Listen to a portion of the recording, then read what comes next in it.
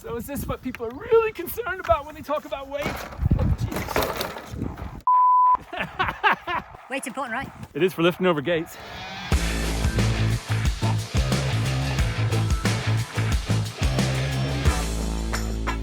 I'm back for another range test, and this time I'm on the brand new Gen 4 Specialized Turbo Levo. This is the Pro model. It's got a 840 watt-hour battery. It cranks out 666 watts of peak power, 101 newton meters of torque. Now those numbers aren't crazy impressive, but that's a big battery, so I'm expecting a ton of range out of this bike.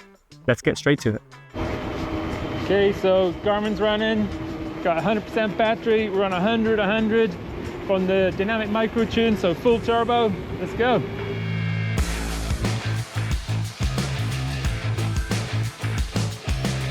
Pretty good actually. Trail conditions are bone dry, so it's primo for a range test. I've got the Conti tires on, so I've actually got the same wheels I had on the Amflow with the same tires at the same pressures. So I'm expecting with an 840 watt-hour battery and 666 watts power for this bike to smoke the Amflow. Let's see what it does. There's a little bit of rattle coming out of the Specialized. I think it's just cable rattle though, but I feel a bit of, I thought the S-Works bike that I rode in Switzerland, like it had a really didn't have that high frequency vibration. This one seems to have a bit more of it. Could just be the fork, I don't know. Let's see how it develops. Okay, so that's climb one done. We've done 131 meters of ascending, 10 minutes. Total distance, 3.16K. I mean, and I'm on what? I'm on 92% battery, so I've almost done 10% of the battery on the first climb, and it's not even that big. There's no way I'm gonna get 10 runs out of this bike. Whoa, kingy on the tires. Feels fast out of the blocks.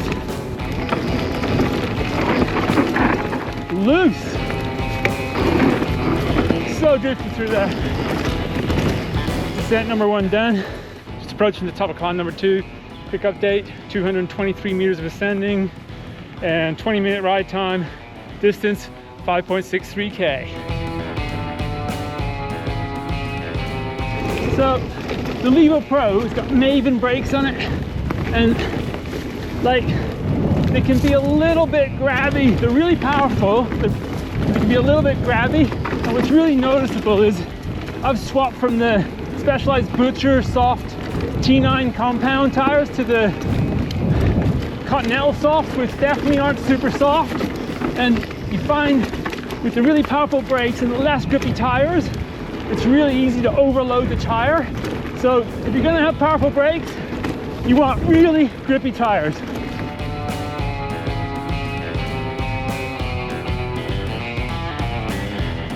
Okay, that's at the end of descent number 2. I'm gonna head up the climb on this old overgrown road.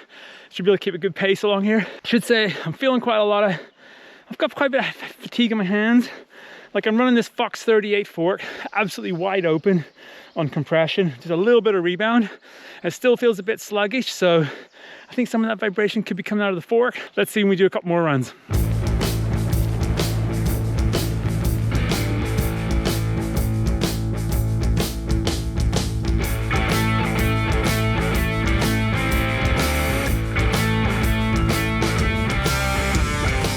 I mean, I know I probably say this every time in these videos, but look at this.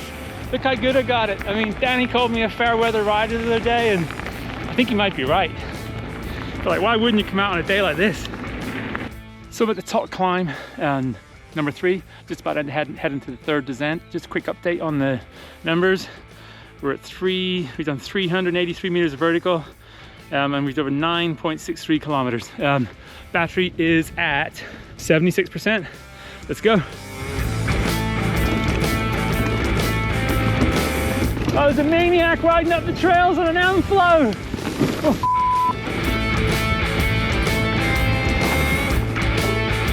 Going into the darkness.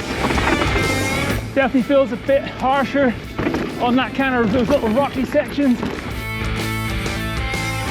A section through here. We nearly hit the deer last time. Whoa, whoa.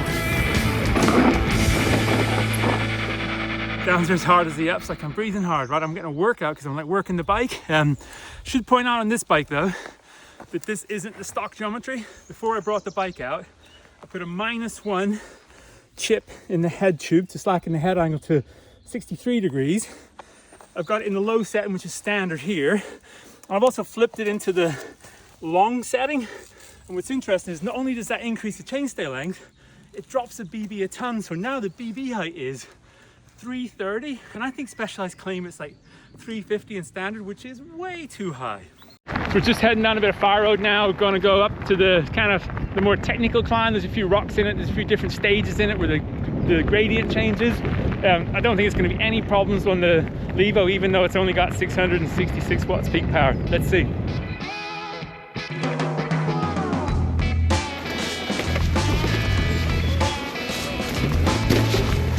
Not quite as easy as the Amflow up there, but definitely got the beans to get you over it. Definitely feel like I've got less momentum. You just burned through there before on the Amflow, but the feel is good. You see how I'm breathing? This is how I was breathing on the Amflow. It was in limp mode. I'm in full turbo, so be under no illusion that 666 watts of peak power is not the same as 850, right? I might burn out before the bike does.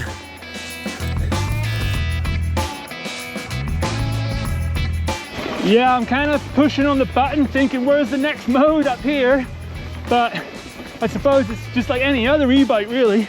Back up to the gate, that means we're 2/3 of the way up. Climb number 4.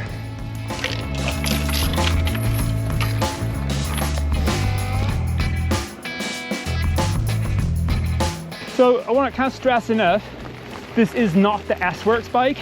So the S-Works bike has 720 watts peak power and 110 Newton meters of torque in turbo. So that would be a different proposition going up that climb than the more affordable bikes. Like this is the pro version. I say more affordable, it's still over 10 grand, so it's a stack of money. If those trails were actually steeper, I think that's where the extra torque and the extra power would make a massive difference.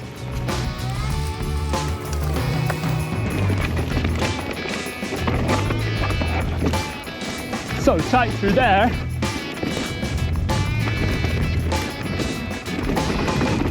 It's really interesting is down that section, the stiffness of the bike felt really good. It felt really poised and I felt like I could really attack the trail, but I think it depends on the frequency of the hits. On those like really small high frequency stuff, there's like quite a bit of vibration. But like on the bigger hits, the suspension seems to be way more effective when you're just pounding through rocks and stuff. So I don't know. Maybe that's a trade-off, or it just could be that maybe the fork doesn't feel amazing on this particular bike. So I'm back into the flat off-camber routes, and that's where you notice it just chipping away at your speed. Stiffer setup. I don't know if that's frame stiffness, suspension stiffness, but the bike feels solid.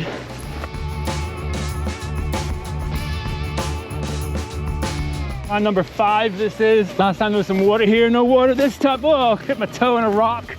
Compressing through that G out.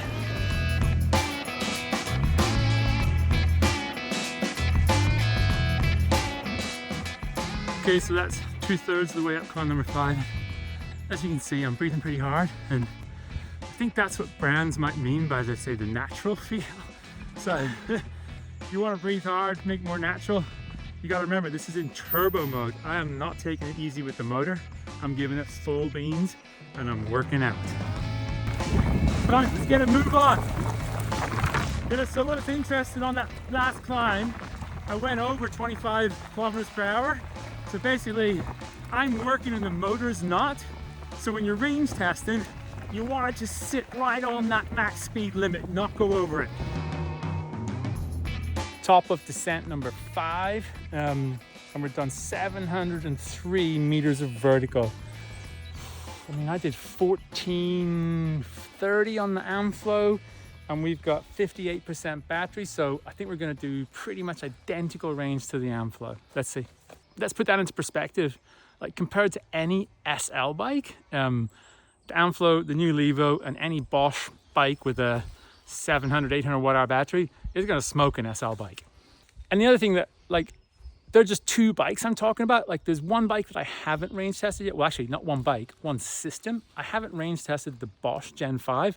And I know just from having like the SL, the white E-Lite 150 with like the smaller battery, it's really low resistance on that motor, so it should be really high efficiency. So I'm expecting really big numbers from it. So that's the next bike I'm gonna range test.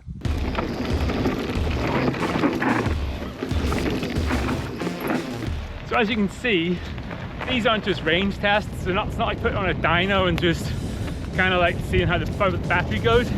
I'm actually trying to performance test the bike at the same time. So it's important to ride them on the tracks we test all the other bikes. Also makes it way more fun, right?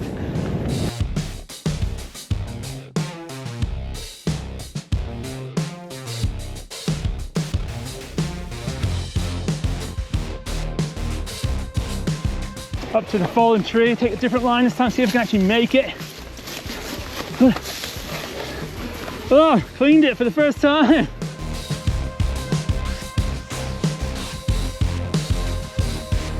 Battery's just gone to 50% exactly, and I'm at 832 meters of vertical.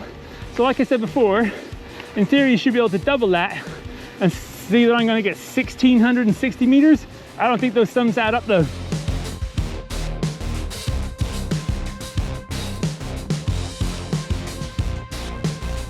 That's descent 6 done and dusted. In fact, with these kind of higher range bikes, I think I might have to get a different loop because I'm kind of getting bored riding the same tracks all the time, but it is super consistent. I just think I'm losing. It's really hard to keep track of the number of times you've ridden the trail because it's the same every other time, right?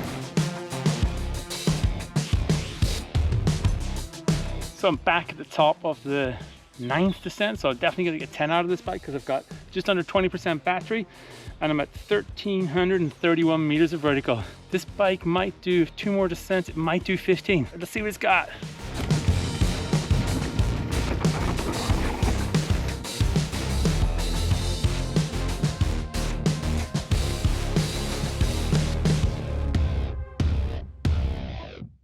That's it, end of the Turbo Levo battery life. So that's an 840 watt hour battery, 666 watts peak power, 101 newton meters of torque, and I got 1,633 meters of vertical.